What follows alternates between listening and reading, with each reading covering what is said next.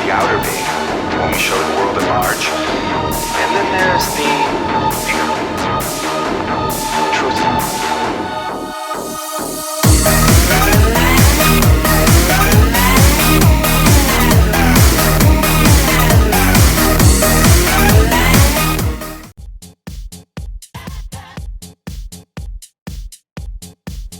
Yo, I'm just trying to make pimping my stuff a little bit more fun.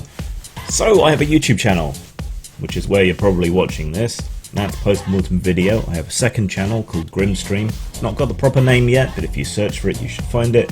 And if you're trying to stop sucking at the teat of YouTube, you can always head on over to BitChute and find me at Grim Jim. Hello, lovelies.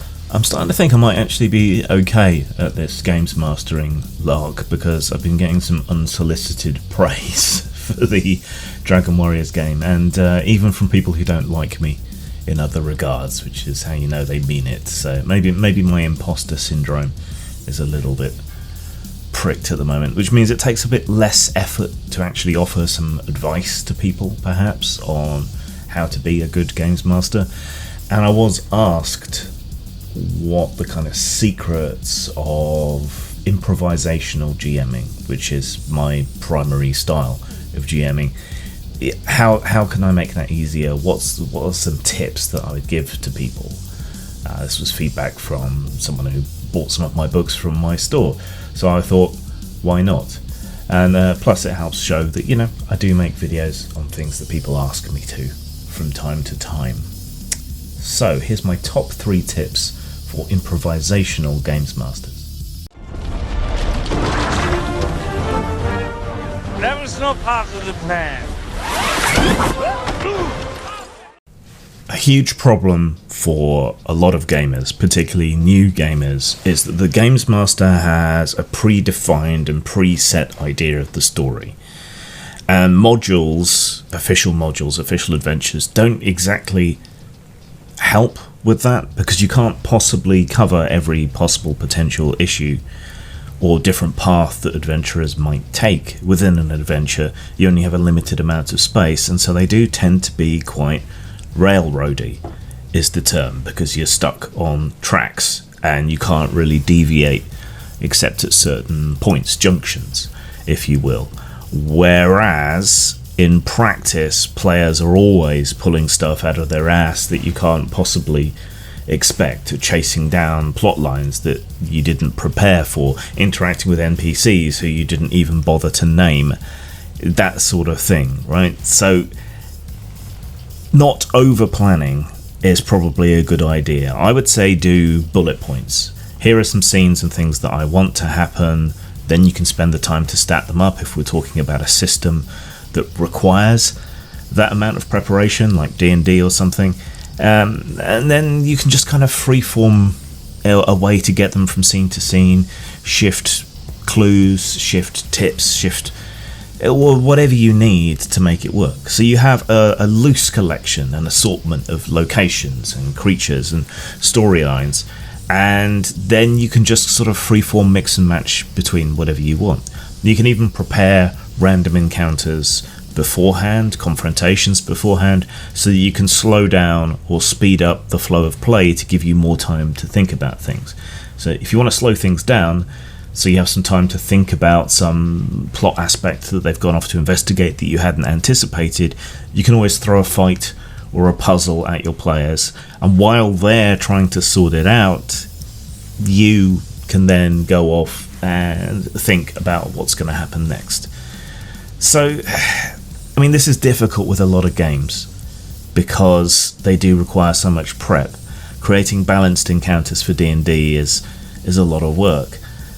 Whereas other games, Fate, Cyberpunk even, characters are defined within a much narrower range. You can easily pull out a bonus and a couple of feats out of your ass, or in Cyberpunk you know that most ordinary people have stats between 1 and 10, 2 and 10 really, skills between 0 and 10, so you have a range between 2 and 20, and you can kind of gauge from there how elite someone is, and maybe an extra 5 or so on top of that from cyberware and other equipment bonuses, things like that. So you're talking 2 to 25, 25 being the ultimate corporate ninja adversary, and so on. You can do the same thing with a lot of more complicated games. Once you learn about how they work, learn how the stats work, how they stage up or stage down, and then you can just take averages.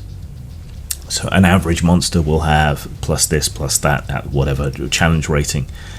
And because what you're doing is somewhat hidden from the players, they won't necessarily know that you're just using a genericized bad guy, and it's only the description that's really differing, or the tactics that are differing, or the weapons that are differing. Dragon Warriors, which I've been running on Grimstreams, has an excellent table of sort of average versions of all the player character types.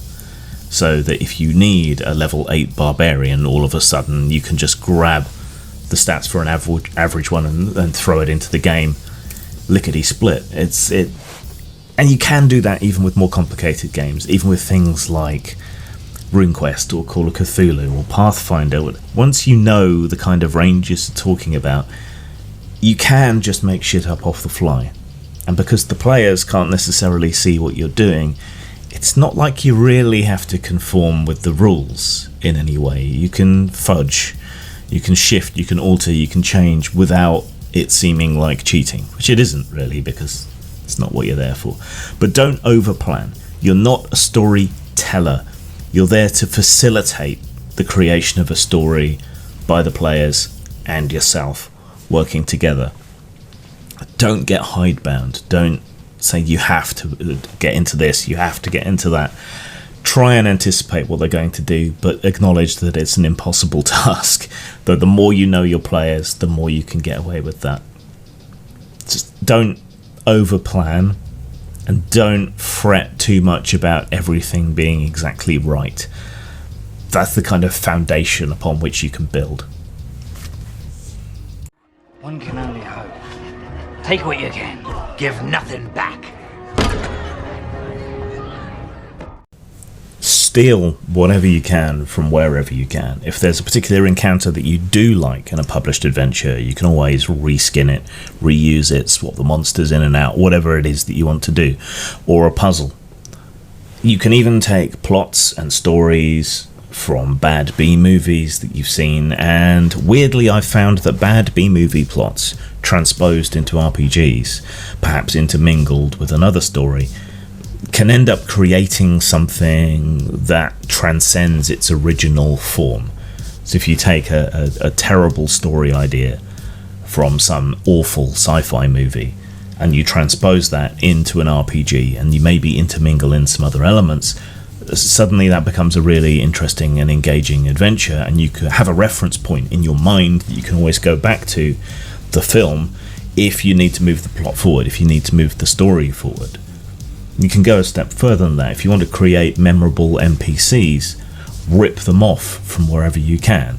So, that goblin is actually Danny DeVito, and so I'm going to play that goblin as Danny DeVito. You don't need to tell anyone, right, that that's what you're doing, but that lets you sort of hang a hat. Or if not the actor, then one of the characters that they've played, like Danny DeVito's Penguin from the old Batman movie. You know, all of that kind of thing really helps. And you just continue to rip off from wherever you can.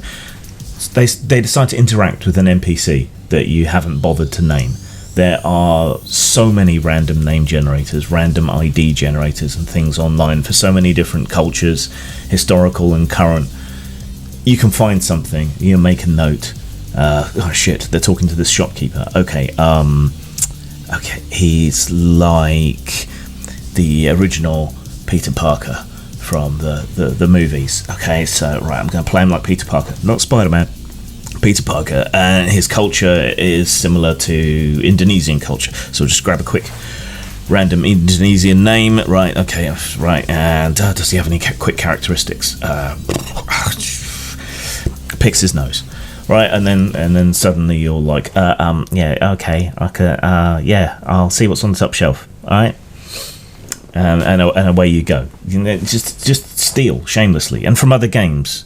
If there's a quick way of doing things from one game that you think works and could be transposed to a different game, rip it off, use it. Like the Dragon Warriors average versions of various hero types.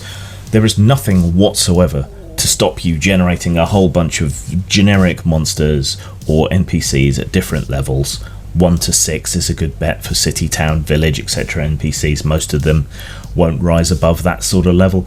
And then you can have that file on hand, and then you've got all the stats that you need. You can just say, okay, things that they're good at, +5. Things that they're not so good at, +3.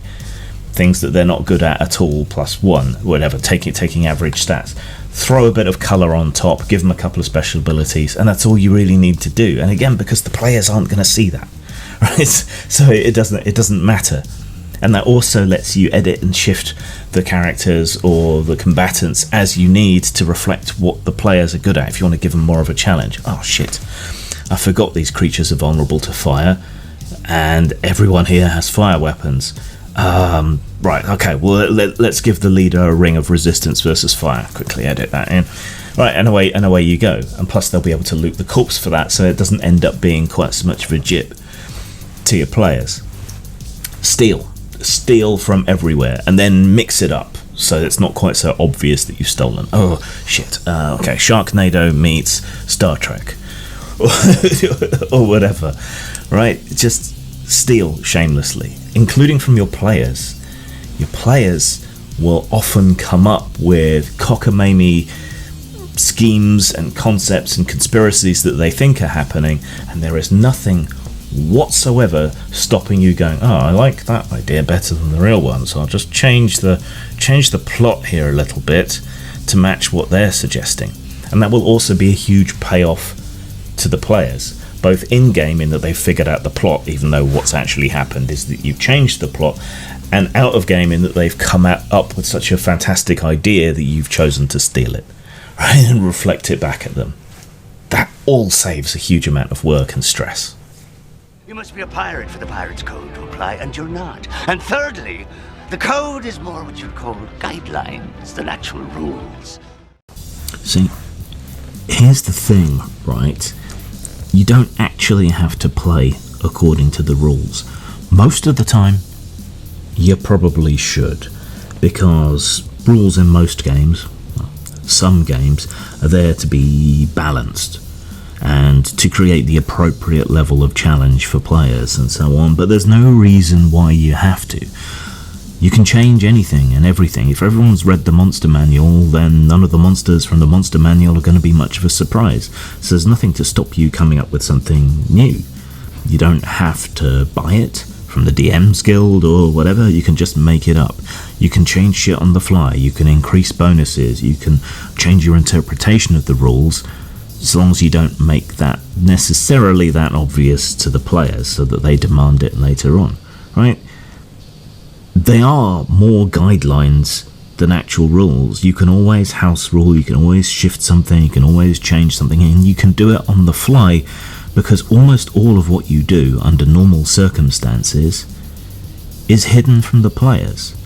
And so what matters, what gets moderated by that, is the experience of the game that they're having.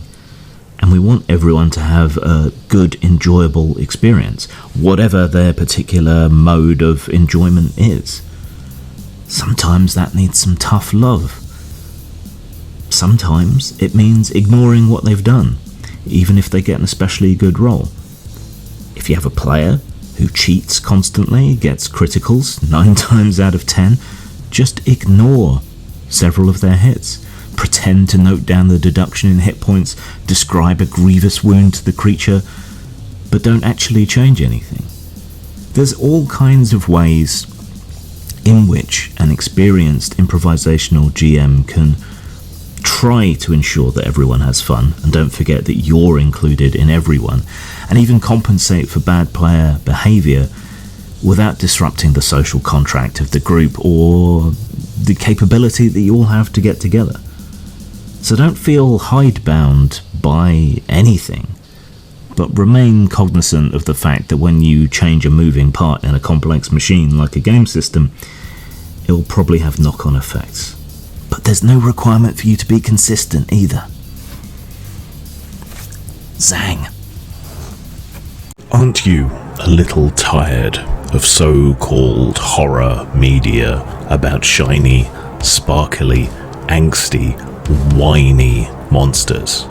I know I am, and that's why I created Actual Fucking Monsters, where you will play an actual fucking monster doing horrible and monstrous things and being tracked down and killed for it. Buy now at DriveThruRPG, post-mort.com or lulu.com.